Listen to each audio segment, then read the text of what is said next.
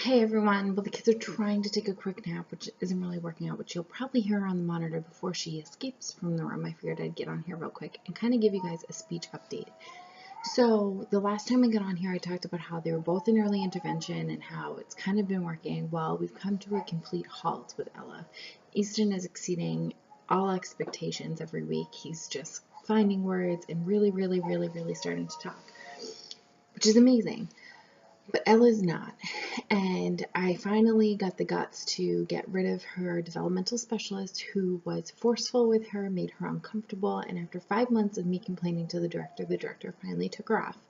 The woman was brand new to being a developmental specialist, did not know anything, did not know how to, the paperwork side of it, and really didn't know how to even handle a nonverbal. And she kept saying that to me. I worked in a daycare center for years and I know how to work with children. They know how to speak. Then don't be a developmental specialist. So finally, the director finally was like, there's so many other kids that she can help. I was like, whatever. Like, it's not working.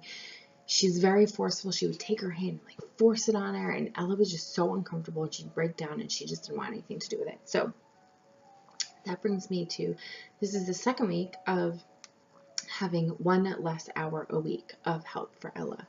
She only has speech therapy once a week now with her SLP, who isn't an SLP yet, who's still a DS because she's not fully an SLP, which I just learned last week. So she's not even a speech language pathologist yet. She's still a developmental specialist. So she comes once a week to help Ella. And she's great, but once a week for 1 hour is not really helping. They do go to group once a week, but it's not one-on-one, and it's a big group of little kids, and they're all different, ranges, all different ages, from 18 months to 3, and then all different ranges of speech, and some are in OT, some are in speech, some are just with DS, so there's a crazy amount of fluctuation in group. So that led me to posting on my personal Facebook, like, can anyone give me an idea of what I should do next? So I called my pediatrician last week and we got a reference to a speech therapist about 20 minutes away. There's not really a speech therapist close to our area apparently, so which it's really not that bad. 20 minutes isn't that far, but it's another, time frame that we have to allot in the week that we already don't have because EI won't schedule me on the same day. So I have Tuesdays, Thursdays, and Fridays are EI.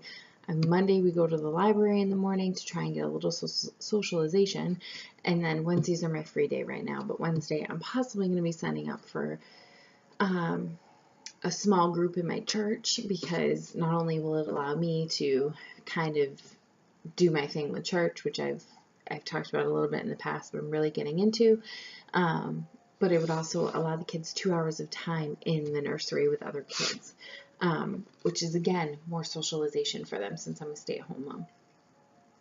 So that is pretty much my update. We are just waiting to try and get into outpatient speech therapy for Ella. She just turned 27 months and has 1 word. Easton probably has about, I would say, 30 words at this point, 30 clear words. He's started to try and put things together, like he says, bye-bye mama, no mama, no mama, bye-bye Mimi. He knows everyone, he can name everyone. Ella can't name Dada, she can't name brother, she can't name Mimi, Papa, nothing, just mama. At this stage of the game, they are like so far behind. They are like over a year behind in speech, and they have been in EI since they were 20 months. So we have 7 months and absolutely 0 progress. Ella didn't meet one of her goals, and the goals were set so low, which just blows my mind that early intervention is there to assist and they're not doing their job. And I am working above and beyond on my end, doing everything I can every day with my kids. And I feel like I'm failing because I'm not getting the services that they need. I'm not getting the help that I need. And my kid is not progressing. And so now what do I wait until she's 3 and then hope that she gets some type of services that I'm going to have to pay for in preschool, and she's going to be behind. And it blows my mind that I'm not getting what I need. And I'm seeing a lot of similar issues with other parents and other moms who said that they've kind of had the same problem. And then I've seen the opposite, where these parents have gotten above and beyond care for their kid, and their kid has grown just out of needing services. So I'm frustrated. I'm a frustrated parent right now, and I'm frustrated because I feel so terrible for my kid, and I am trying, and obviously you can see the success I have with one kid who he's doing amazing, and I'm home, at least until 2 every day. If I'm not at work, I'm here all day, and I'm working with them. I mean, look at all these magnet letters every day. I mean, we do so much, and she's just not progressing, and it's really starting to worry me, because it's we've ruled everything out, and she just really can't process, and she's starting to get frustrated. I'm getting frustrated. My husband's getting frustrated. My parents, everyone around us is getting frustrated, because my 27-month-old cannot communicate at all with us verbally. She knows sign language, but she has started to use it without being prompted. But for the most part, she needs to be prompted for a lot of things. It's really, really frustrating. So if you have any tips out there that I maybe haven't shared with you, that you might have some to share with me, or if you're in a similar situation. I know one of my YouTubers who I followed a long time ago, we had kids around the same time, her son, she invited me to an awesome Facebook group, which I've been like following and reading along and seeing tips that people have given, and it's been really super helpful and eye-opening that I'm not the only parent in this situation. And even though I feel like I am, because at home all of my friends' kids around the same age are like singing their ABCs and their 1, 2, 3s, and can sing whole songs and name everyone in their family and communicate verbally, and it's just, I wish we were there, and we're not. And I feel like I wish I did more when they were younger, and we just didn't. And I'm starting to get really, I'm going to start to cry.